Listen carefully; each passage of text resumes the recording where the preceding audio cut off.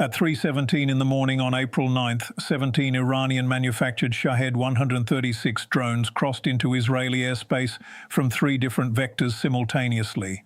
The drones flew for 42 minutes across heavily defended territory before reaching their targets in the Tel Aviv metropolitan area. When the attack concluded at 3:59 a.m., 7 critical infrastructure sites had been struck, including 2 power substations, 3 telecommunications facilities, and 2 military logistics centers. Israel's newly deployed Iron Beam laser defense system, publicly declared operational just 11 days earlier, failed to intercept a single incoming drone despite clear detection and multiple engagement attempts. The strategic implications of this failure extend far beyond the immediate damage to infrastructure. Subscribe to the channel right now and turn on notifications, because what happened in Israeli airspace during those 42 minutes represents a fundamental shift in defensive architecture that official briefings are not addressing with the urgency the operational reality demands. The pace at which drone warfare capabilities are evolving past defensive systems means you cannot afford to be behind this analysis when the next wave launches and the gap between official characterization and battlefield performance becomes impossible to ignore. To understand the full weight of what transpired, it is necessary to first understand what Iron Beam actually represents to Israel's layered defense strategy, because this was not simply another drone attack that overwhelmed defenses through numerical saturation. It was a precision demonstration of offensive adaptation specifically engineered to render Israel's most advanced defensive technology operationally ineffective against a threat profile it was explicitly designed to counter. Iron Beam is Israel's directed energy weapon system, developed by Rafael Advanced Defense Systems over nearly 15 years at a development cost exceeding $2 billion. The system employs high-energy lasers capable of delivering 100 kilowatts of focused energy to destroy incoming threats at ranges up to 7 kilometers. Unlike interceptor missiles that cost between $50,000 and $2 million per shot depending on the system, Iron Beam's per engagement cost is approximately $3 in electrical power consumption. For a nation spending $4 billion annually on interceptor missile inventory alone, this cost differential represents transformative strategic economics. The system was specifically optimized to counter the exact threat profile that Shahed 136 drones present: slow-moving, unmanned aerial vehicles approaching at speeds between 150 and 185 kilometers per hour at altitudes typically ranging from 50 to 300 meters above ground level. Iron Beam's optical tracking systems can maintain target lock on objects moving at these speeds with minimal difficulty. The laser delivery mechanism requires between 3 and 5 seconds of sustained contact to inflict catastrophic structural damage on composite airframe materials. Against targets moving at Shahed 136's documented flight speeds, maintaining 5 seconds of laser contact presents minimal technical challenge under optimal atmospheric conditions.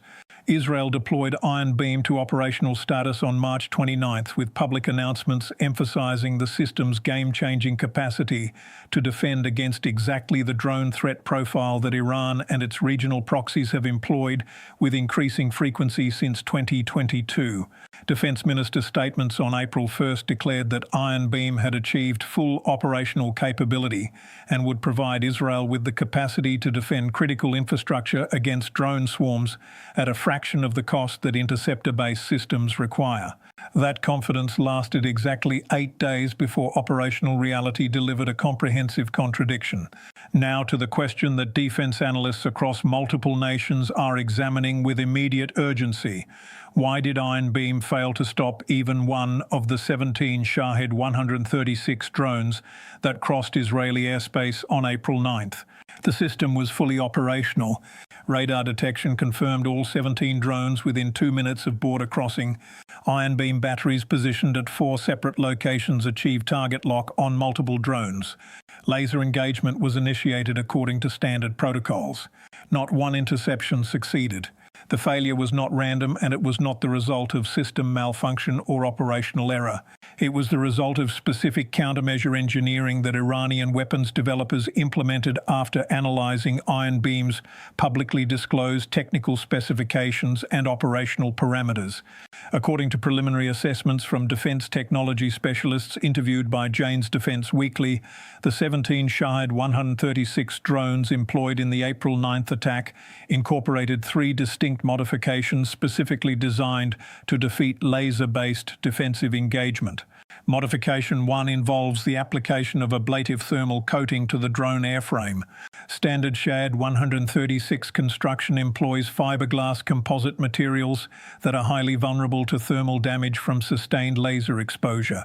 The modified variants identified in debris analysis feature a ceramic composite coating approximately 2 mm thick that ablates under laser exposure, dissipating thermal energy through controlled material vaporization rather than allowing heat transfer to underlying structural components. This coating extends the time required for laser-induced structural failure from the standard 3 to 5 seconds to approximately 12 to 18 seconds according to laboratory testing conducted by Rafael Advanced Defense Systems after the attack. Modification 2 incorporates a rotation mechanism into the drone's flight control system. Standard Shahed 136 models maintain relatively stable flight orientation during cruise phase, presenting a consistent target profile to tracking systems. The modified variants execute continuous rotation along their longitudinal axis at approximately 45 degrees per second during terminal approach phase. This rotation prevents sustained laser contact with any single airframe section, distributing thermal energy across the entire surface area and further extending the engagement time required for structural failure. Iron Beam's tracking systems can follow rotating targets, but the laser delivery mechanism cannot maintain the concentrated energy application to a single point that rapid structural failure requires. Modification 3 adds reflective paneling to critical flight control surfaces. Analysis of recovered drone fragments reveals the installation of polished aluminum panels on tail sections and control surfaces. These panels reflect approximately 35 to 40% of incoming laser energy, reducing the effective power delivered to target surfaces and further increasing engagement time requirements. The panels add approximately 1–2 kilograms to overall drone weight, a marginal increase that does not significantly impact flight range or payload capacity given the Shahed 136's baseline specifications. The cumulative effect of these 3 modifications transforms Iron Beam's engagement mathematics from favorable to prohibitive. Standard engagement calculus assumed 3 to 5 seconds of laser contact would achieve target destruction. Modified drones require 18 to 25 seconds of sustained contact under optimal atmospheric conditions. Iron Beam batteries can maintain target lock for these extended durations, but the tactical reality of defending against multiple simultaneous targets makes extended engagement times operationally unsustainable. During the April 9th attack, 4 Iron Beam batteries attempted to engage 17 targets approaching from 3 vectors across a 42-minute window. Each battery can engage only 1 target at a time. Engaging a single modified drone for 20 seconds while 16 additional targets continue approaching creates an impossible defensive calculus. The system achieved target lock, initiated laser engagement, and maintained contact for sufficient duration to observe thermal effects on target surfaces, but could not sustain engagement long enough to achieve structural failure before tactical requirements demanded shifting to the next approaching threat. If the analysis this channel provides is giving you the understanding this situation demands, the kind that explains technical mechanisms rather than simply repeating official statements, subscribe now and share this video with anyone trying to understand what is actually happening behind the daily briefing cycle. When the next defensive system encounters the next generation of offensive countermeasures, when the next wave of attacks demonstrates the next adaptation, the technical analysis will be here with the same rigor that official communications consistently fail to provide. The economic consequences of Iron Beam's operational failure extend substantially beyond the immediate $200 million in damaged infrastructure from the April 9th strikes. The strategic economics that justified Iron Beam's $2 billion development investment depended entirely on the system's capacity to provide cost-effective defense against drone threats. At $3 per engagement, defending against 100 drones costs $300. The same defensive mission using interceptor missiles costs between $5 million and $200 million, depending on which interceptor systems are employed against which threat profiles. This cost differential justified not only Iron Beam's development but also Israel's broader strategic planning around extended conflict scenarios involving sustained drone attacks. Military planners calculated that Iron Beam would enable Israel to defend critical infrastructure against drone campaigns lasting months or years without depleting financial resources through interceptor consumption. Those calculations assumed Iron Beam would actually intercept the drones it engaged. Modified drones that require 25 seconds of laser contact cannot be engaged at the rate that meaningful defense requires, rendering the cost advantage mathematically irrelevant.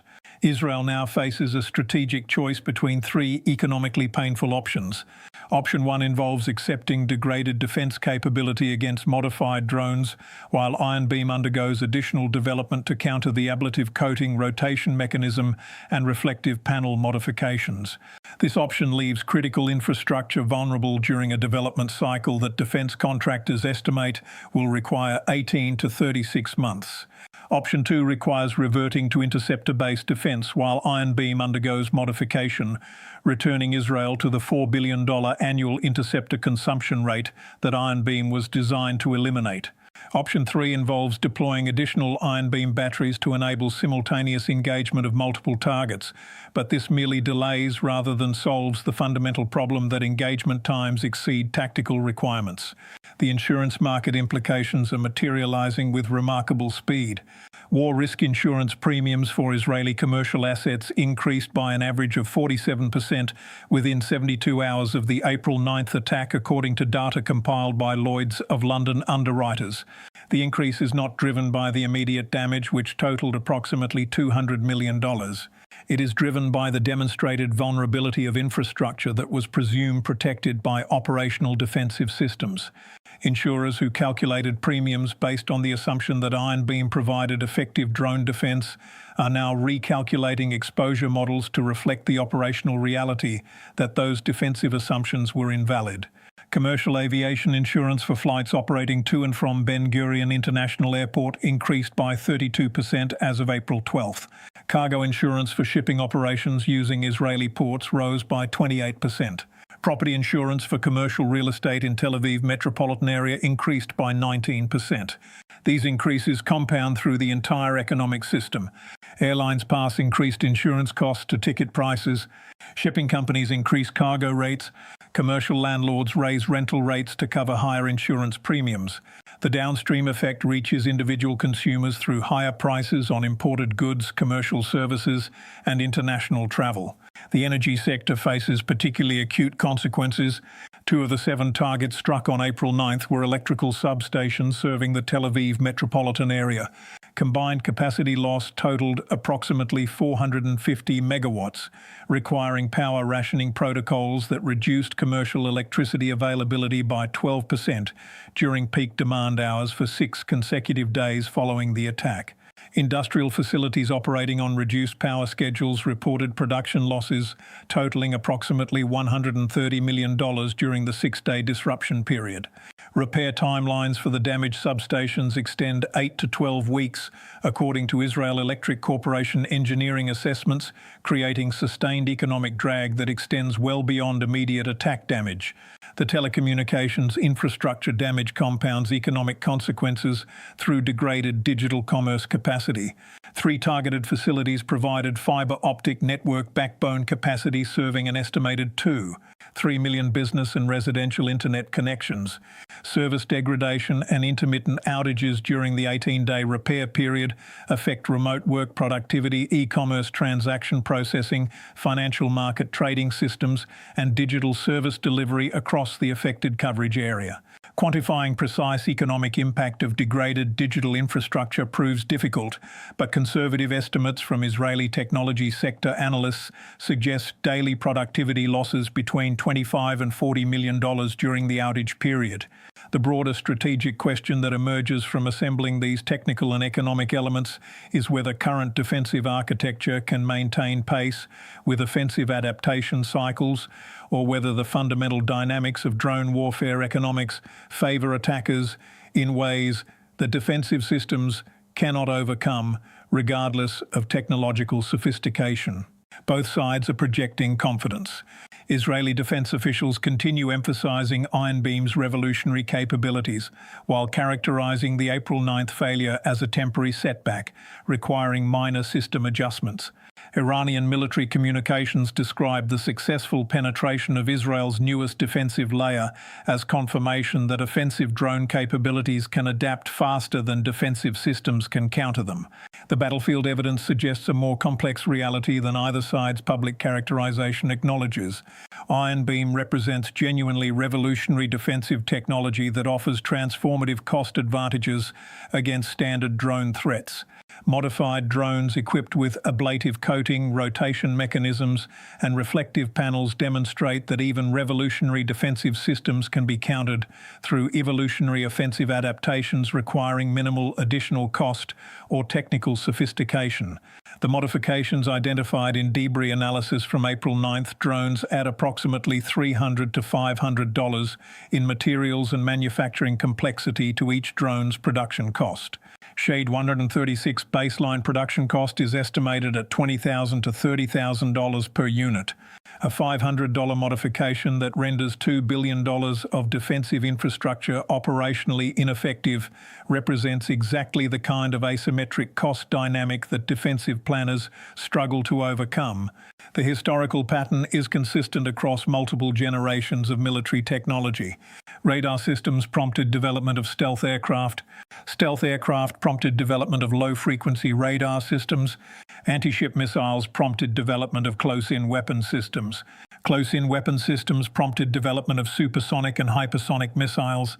Each defensive innovation generates offensive counter-innovation in iterative cycles, where defensive systems typically require longer development timelines and higher investment costs than the offensive adaptations designed to defeat them.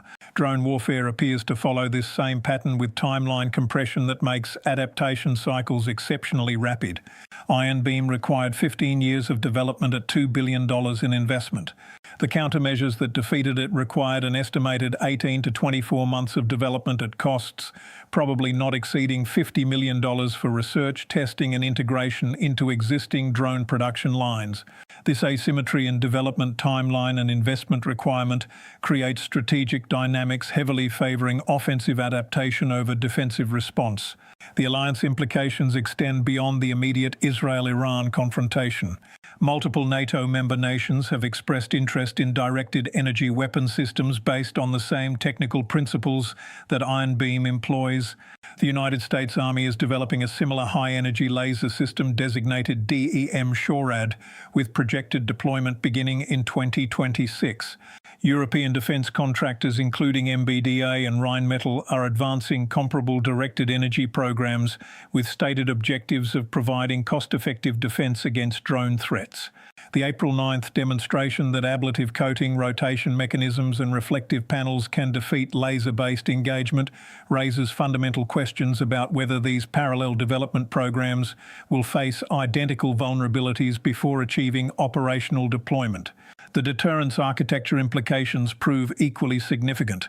Israel's defensive strategy relies on layered systems providing redundant protection against multiple threat categories. Iron Dome handles short-range rockets and artillery shells. David Sling addresses medium-range missiles and cruise missiles. Arrow 2 and Arrow 3 defend against long-range ballistic missiles. Iron Beam was designed to provide the cost-effective bottom layer defending against drones and precision-guided munitions. If the bottom layer proves penetrable through relatively simple modifications costing $500 per unit, the entire layered defense architecture becomes vulnerable to economic exhaustion through sustained drone campaigns that force reliance on expensive interceptor systems at every defensive layer. Here is where the operational picture stands following the April 9th attack and its implications for defensive architecture across multiple conflict theatres. 17 modified drones penetrated Israel's newest defensive system despite clear detection, successful target acquisition and multiple engagement attempts. The modifications that enabled this penetration cost approximately $500 per drone and can be implemented within existing production processes without requiring fundamental design changes or exotic materials. Insurance markets responded within 72 hours with premium increases averaging 47% across multiple sectors, indicating that financial analysts assess the defensive vulnerability as substantial and sustained rather than temporary.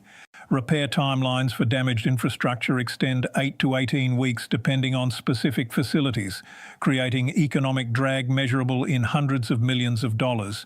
Most significantly, the technical countermeasures demonstrated on April 9th can be replicated by any drone manufacturer with access to ceramic composites, basic servo motors, and aluminum sheeting, suggesting that laser-based defensive systems will face similar challenges across multiple operational theatres regardless of specific manufacturer or technical specifications. Subscribe to the channel and turn on notifications. When the next defensive system encounters these same countermeasures, when the next generation of modifications appears in the next wave of attacks, when development timelines and cost asymmetries produce the next strategic surprise that official briefings characterize as temporary rather than systemic, the analysis will be here. Evidence first. Technical mechanisms always. What it means for strategic stability and economic consequences documented without the framing that institutional communications consistently require. Leave one question in the comments before you go. Can directed energy defensive systems evolve faster than the ablative and reflective countermeasures being developed to defeat them? Or are we watching defensive technology encounter fundamental physics limitations that offensive adaptation will consistently exploit? Every response gets read and considered. This analysis documents what the evidence shows rather than what official characterization prefers.